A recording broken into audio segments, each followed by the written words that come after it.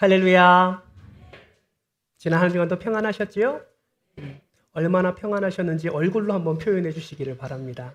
활짝 웃으시면서 앞뒤 좌우 이렇게 인사하겠습니다. 샬롬 샬롬 반갑습니다. 지난 한 주간도 너무너무 수고 많으셨습니다. 한 번 더 인사할 때 이렇게 인사할까요? 하나님이 성도님을 무지무지 사랑하십니다. 아멘이시죠? 네, 하나님이 저와 여러분을 너무너무 사랑하십니다. 이 사랑을 소망하면서 오늘도 말씀을 받으시기를 주님의 이름으로 축복합니다. 오늘날 예수님을 믿는 사람들을 부르는 이름이 여러 가지가 있습니다. 여러분, 그 중에 가장 익숙한 호칭이 무엇인가요? 맞습니다. 아마도 그리스도인이라는 호칭이 우리에게 가장 익숙하지 않을까 생각해 봅니다. 그리스도인, 무슨 말입니까? 예수 그리스도 안에 있는 사람을 말하는 것이지요. 그래서 우리는 그리스도인이라고 나 자신을 그렇게 표현을 합니다. 그래서 그런가요? 너무 익숙한 호칭이어서 그런지 어떤 분들은 성경 안에 그리스도인이라는 표현이 많이 등장할 것이라 생각을 하는 분들이 계십니다. 그런데 사실 그렇지 않아요. 신약성경 27권을 전체를 살펴보면 그리스도인이라는 이 표현은 딱 3번밖에 나오지 않습니다. 사도행전에 2번, 베드로전서에 1번 이렇게 나올 뿐입니다. 그러니까 성경은 그리스도인이라는 표현을 그렇게 많이 하지 않는다라는 것이죠. 그렇다면 어떤 호칭을 더 많이 사용할까요? 바울 서신을 보면 그리스도인이라는 표현보다 성도라는 표현을 더 많이 사용합니다. 성도란 뜻이 무엇입니까? 거룩한 무리, 거룩하게 구별된 사람을 의미하는 것이죠. 그런데 오늘 우리가 살펴보고 있는 이 사도행전을 자세히 읽어보면 또 오늘 본문 말씀도 자세히 살펴보면 성도라는 이 호칭보다 더 아름답고 인상적인 호칭이 하나 등장합니다. 그것이 무엇이냐면 바로 제자라는 호칭입니다. 사도행전은 예수님을 믿는 사람들을 반복해서 제자라고 부르고 있는 것입니다. 여러분, 그렇다면 제자는 과연 누구일까요? 제자는 과연 어떤 사람일까요? 성경이 말하는 제자의 특징은 도대체 무엇일까요? 2가지로 생각해 볼 수 있습니다. 첫 번째는 무엇이냐면 제자는 학생과 다르다라는 것입니다. 학생은 정해진 장소, 정해진 시간에 선생님에게 지식과 정보를 배우는 사람을 의미하는 것이죠. 그래서 수업이 끝나면 배움도 끝나는 경우가 많습니다. 그러나 제자는 다릅니다. 제자는 특정한 장소와 시간에서만 배우는 것이 아니라 모든 장소, 모든 시간을 통해서 배우는 사람이 바로 제자입니다. 단순히 스승에게 지식을 배우는 것으로 끝나는 것이 아니라 스승의 삶을 배우고 스승을 닮아가는 사람, 우리는 그런 사람을 제자라고 부르지요. 그래서 제자의 목표는 많이 아는 것이 아닙니다. 제자의 목표는 스승처럼 되는 것입니다. 그러므로 예수님의 제자라고 하면 무엇을 의미합니까?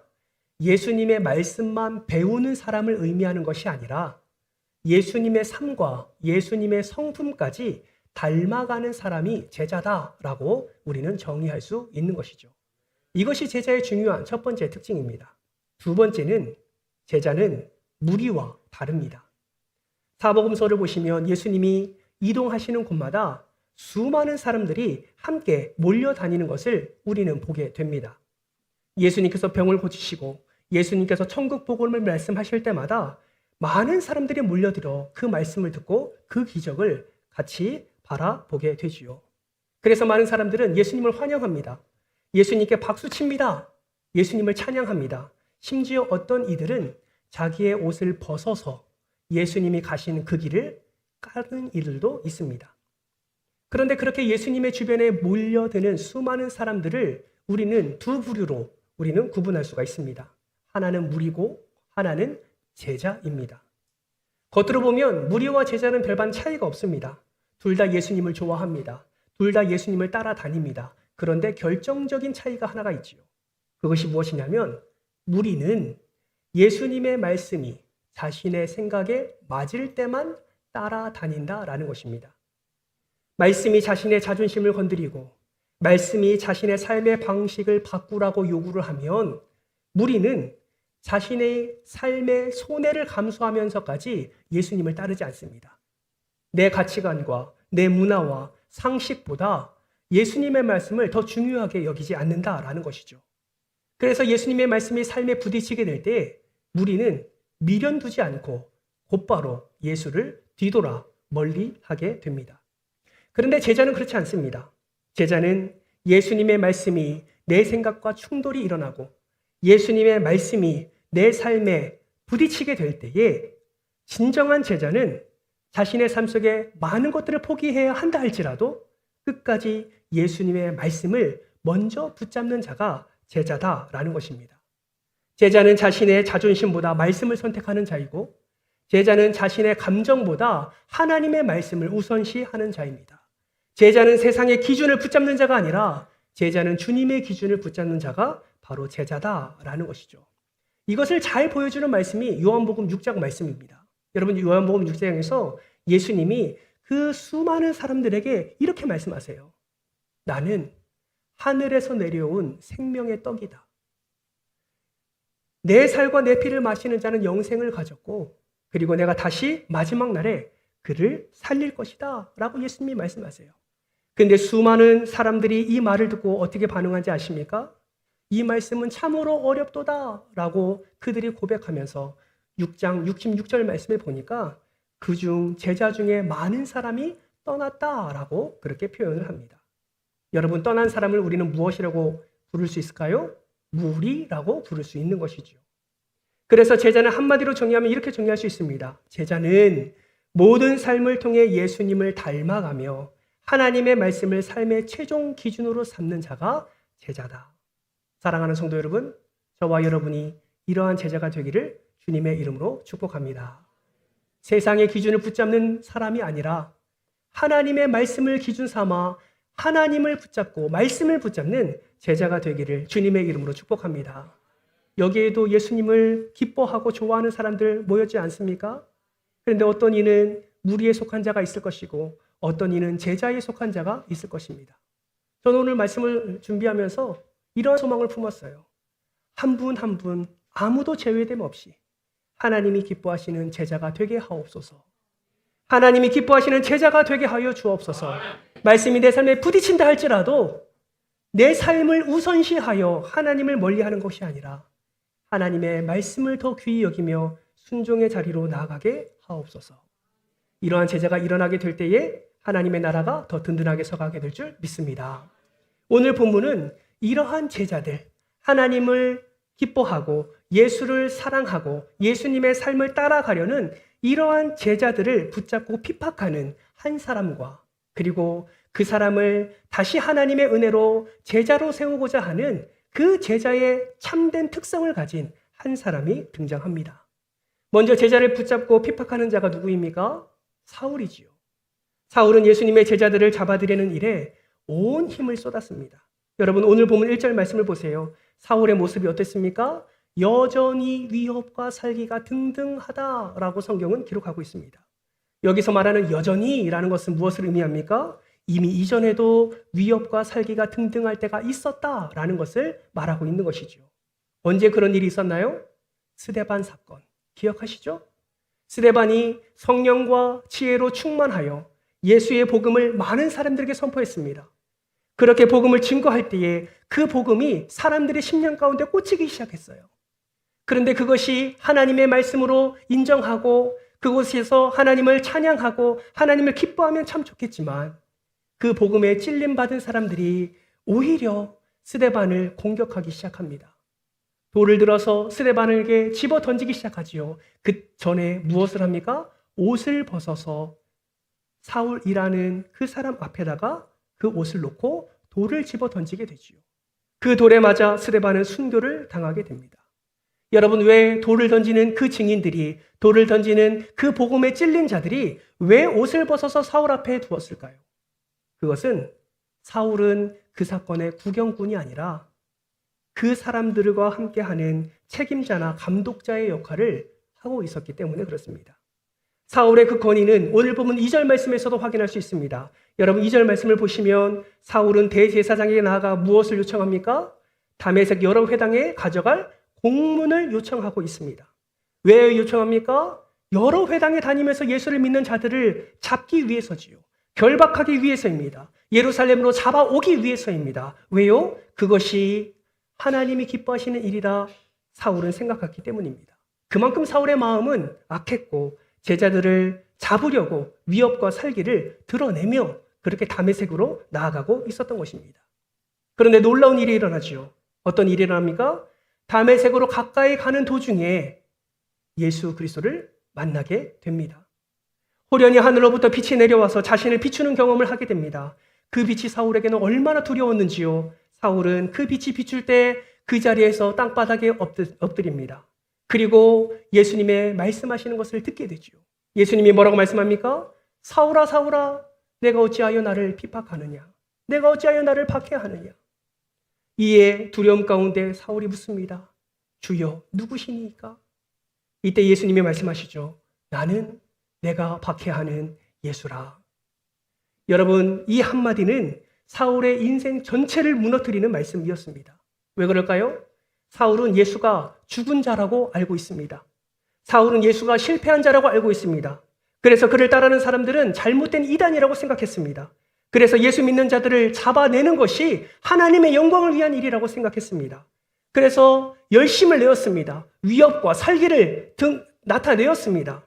다메섹 가는 길에 그렇게 열심으로 내놓은 사울에게 나타난 예수님을 만난 후에 사울이 가지고 있는 신학도 열심도 의로움도 무너지게 된 것입니다. 자기 자신은 예수님을 대적하고 있었던 것이 아니라 하나님을 섬기고 있다고 착각했기 때문입니다. 그런데 여러분 이상합니다. 사울이 예수님을 박해한 적이 있습니까? 예수님을 만난 적이 있습니까? 예수님의 손 댄 적이 있습니까? 한 번도 없습니다. 그러면 예수님은 왜 사울에게 네가 나를 박해하느냐? 나는 내가 박해하는 예수라 라고 그렇게 말씀을 하셨을까요? 그 이유는 사울이 예수님의 제자를 박해했고 사울이 예루살렘의 교회를 핍박했던 그 모든 것이 바로 예수님에게 한 것임을 예수님은 선포하고 있는 것입니다. 이것을 통해서 알 수 있는 것은 무엇입니까? 예수님은 자기 백성과 자신을 하나로 여기신다는 놀라운 사실을 우리에게 말씀해주고 있습니다. 여러분 한번 생각해 보세요. 사울이 예수님의 음성을 듣고 얼마나 놀랐을까요? 얼마나 두려움 가운데 사로잡혔을까요? 오늘 말씀을 보니까 사울은 아무것도 할 수 없었음을 우리는 확인할 수가 있습니다. 근데 더 큰 두려움은 무엇입니까? 잘 보이던 눈이 보이지 않기 시작한 것입니다. 두려워서 겨우겨우 일어났는데 지금까지 자신의 눈으로 보고 다메섹으로 걸어갔는데 이제 두 눈이 보이지 않는 것입니다. 여러분 이것은 무엇을 의미합니까? 이 사건이 사울이 본 환상이나 또 착각이 아니라 실제로 예수님을 만난 사건이었음을 분명하게 증명하고 있는 것입니다. 그렇게 사울은 예수님 앞에서 자신이 믿었던 확신과 자신이 붙들고 있었던 자랑과 의가 산산조각 나게 된 것입니다. 이 충격이 얼마나 컸는지 오늘 본문 9절은 이렇게 말씀합니다. 우리 같이 9절을 같이 한번 읽어볼까요? 함께 읽겠습니다. 시작! 사흘 동안 보지 못하고 먹지도 마시지도 아니하니라. 큰 두려움에 사로잡힌 사울은 아무것도 할 수 없는 상태가 되었습니다. 여러분, 완전히 낮아진 상태로 머물게 되었다라는 것이죠. 그러나 이러한 모든 과정은 하나님이 사울을 무너뜨리기 위하심이 아니라 오히려 그를 하나님의 제자로 세우기 위함임을 우리는 잘 알고 있습니다.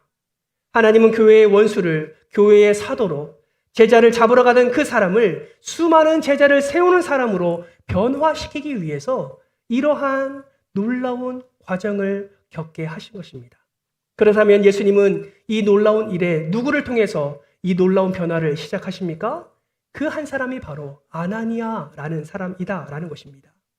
여러분 아나니아 잘 알고 계십니까? 아나니아라는 사람은 어떤 인물입니까? 우리는 잘 알지 못해요. 그러나 분명한 것은 우리가 절대로 잊어서는 안 되는 인물 중에 한 사람이다라는 것입니다. 예수님이 언제 아나니아를 부르셨습니까? 사울이 두려워 떨고 있을 때, 앞이 보이지 않을 때, 사흘 동안 아무것도 먹지 못하고 마시지 못하는 상황 가운데 있을 때 예수님이 아나니아를 부르십니다. 아나니아야 부르세요. 그리고 그 아나니아에게 무엇을 말씀합니까? 오늘 보면 11절 말씀이에요. 화면을 보면서 같이 한번 읽겠습니다. 시작. 일어나 집가라 하는 거리로 가서 유다의 집에서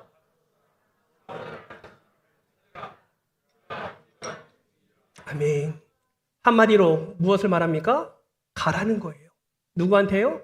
아나니아한테, 아니 사울한테 가라고 아나니아를 지금 부르신 것입니다. 여러분 한번 생각해 보세요. 가라. 이 명령이 아나니아에게 쉬운 명령이었을까요? 어려운 명령이었을까요? 쉬운 명령이었을까요? 어려운 명령이었을까요? 대답할 때까지 할 겁니다. 쉬운 명령이었을까요? 어려운 명령이었을까요? 어떤 분은 쉽다, 어떤 분은 어렵다 말씀합니다. 제 생각에는요, 굉장히 어려웠을 것 같습니다. 왜요? 알고 있었거든요. 무엇을요? 그가 누구인지를. 사울이 누구인지를 알고 있었거든요. 어떠한 자였습니까? 사울이 예루살렘 교회를 박살낸 자였음을 알고 있었습니다. 사울이 스데반을 죽였음을 알고 있었습니다. 누가요? 아나니아가요. 그런데 누구한테 가라고요? 사울한테 가라고요. 누가요? 예수님의 명령이에요. 여러분, 아나니아의 마음 가운데 두려움이 있을까요? 없을까요? 지금 다메섹에 사울이 왜 왔다고요? 그리스도인들을 잡으러요. 다시 말하면 지금 다메섹에 온 이유는 나를 잡으러 온 거예요. 나를 결박하기 위해서 왔습니다. 나를 예루살렘으로 끌어가기 위해서 왔습니다. 나를 감옥에 가두려고 오는 거예요. 어쩌면 스데반처럼 나를 죽이려 지금 다메섹까지 온 자가 사울이라고 아나니아는 생각했을 것입니다. 가라라는 명령을 듣는 아나니아. 여러분, 아나니아는 예수님께 할 말이 없었을까요? 왜 없겠습니까? 이렇게 얘기하지 않았을까요? 예수님 그 사람 아십니까? 그 사람이 여기 왜 온 줄 아세요? 예수님 나 잡으러 왔어요, 나. 그리스도인 잡으러 왔다고요. 결박하러 왔다고요. 감옥에 가두려고 왔다고요. 예수님 그 사람 진짜 아십니까? 왜 그 사람한테 가라고 하십니까? 어쩌면 우리도 그런 모습으로 예수님을 가르치려 했을지 모릅니다. 그런데 여러분 그거 아세요? 예수님은 그럼에도 불구하고 아나니아의 마음을 알매도 불구하고 이렇게 명령하세요. 15절 말씀 화면을 보면서 같이 한번 읽어볼까요? 함께 읽겠습니다. 시작. 주께서 이르시되 가라. 이 사람은 내 이름을 이방인과 임금들과 이스라엘 자손들에게 전하기 위하여 택한 나의 그릇이라. 아멘. 안다. 아나니아야 알아. 내가 그가 어떤 사람인지 알아. 그래도 가라 라고 말씀을 하시는 것입니다. 놀라운 것은요, 아나니아의 반응이에요. 할 말 많은 아나니아, 두려움이 많은 아나니아.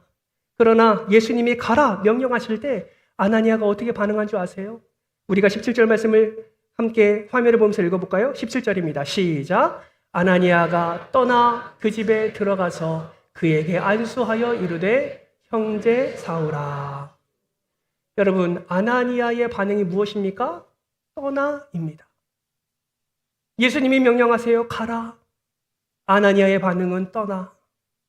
여러분, 놀라운 것은요, 가라와 떠나 사이에 아무 말이 없다라는 것이죠. 여러분, 아나니아는 예수님의 명령에 긴 변명을 하지 않습니다. 아나니아는 예수님의 명령에 불평하지 않습니다. 아나니아는 예수님의 명령에 분노하지 않습니다. 예수님의 명령이 이해되지 않아요. 예수님의 명령보다 두려움이 더 앞서고 있는 상황입니다. 그러나 아나니아는 이해되지 않아도 순종합니다. 그러나 두려워도 아나니아는 떠납니다. 왜요? 예수님의 명령이기 때문입니다. 여러분, 이것이요, 제자의 모습이에요. 무리의 모습이 아니라 이것이 제자의 모습이다라는 것입니다.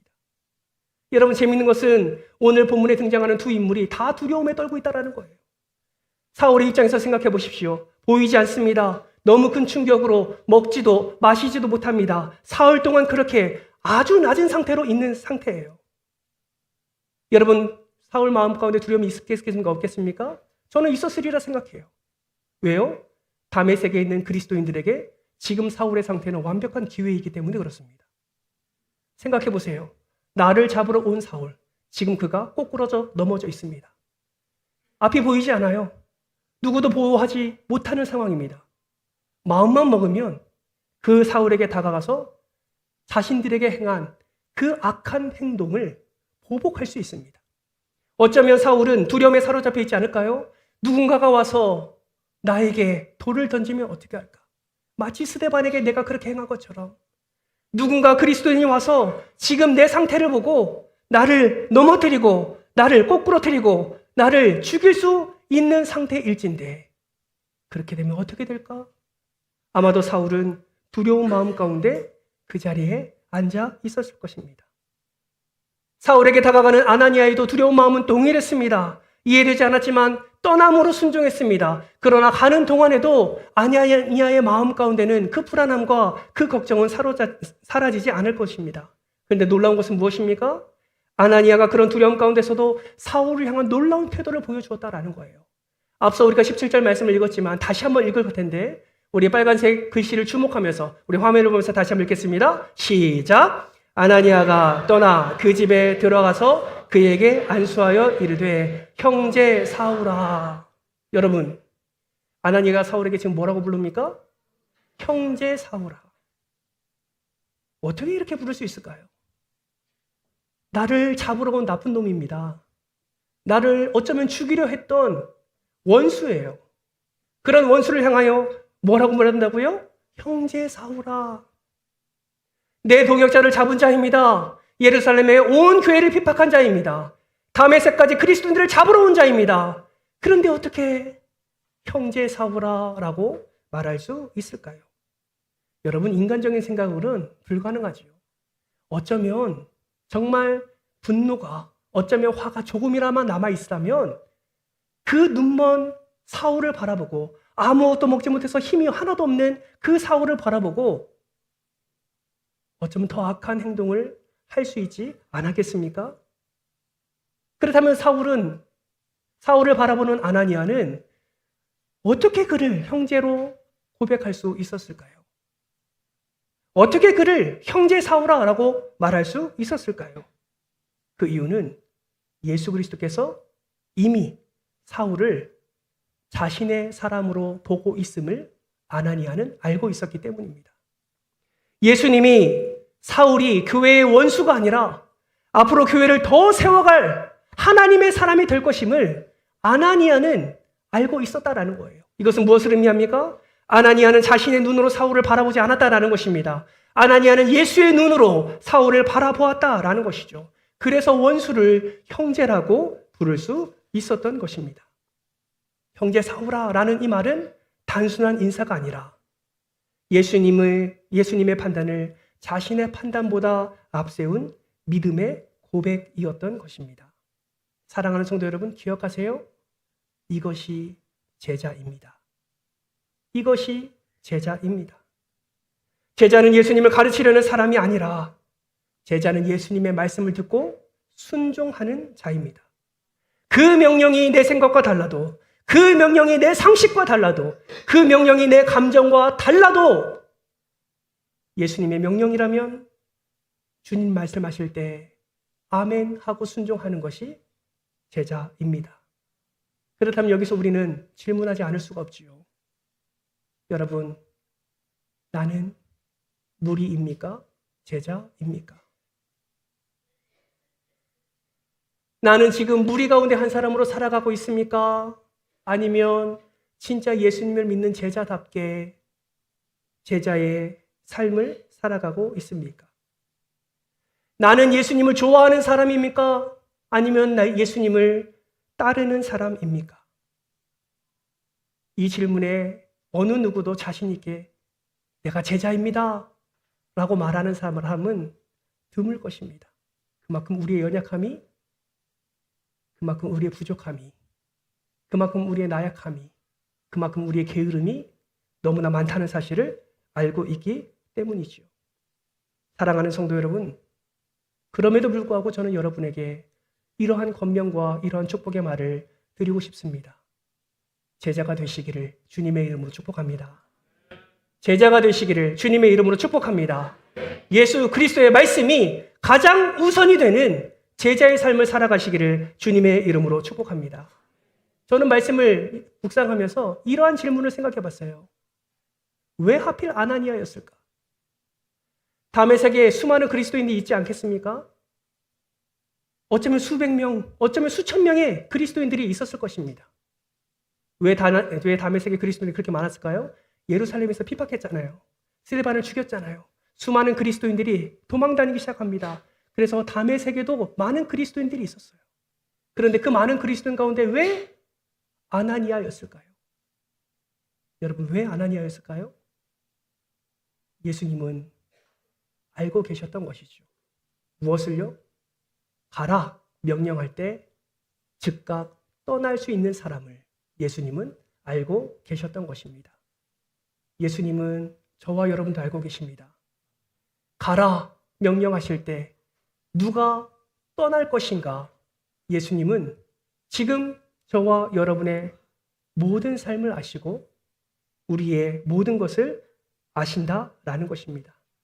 그러므로 사랑하는 성도 여러분, 떠나라는 순종이 우리의 삶에 더 풍성히 일어나 하나님께서 기뻐하시는 귀한 제자로서의 삶을 살아가는 저와 여러분 되시기를 주님의 이름으로 축복합니다.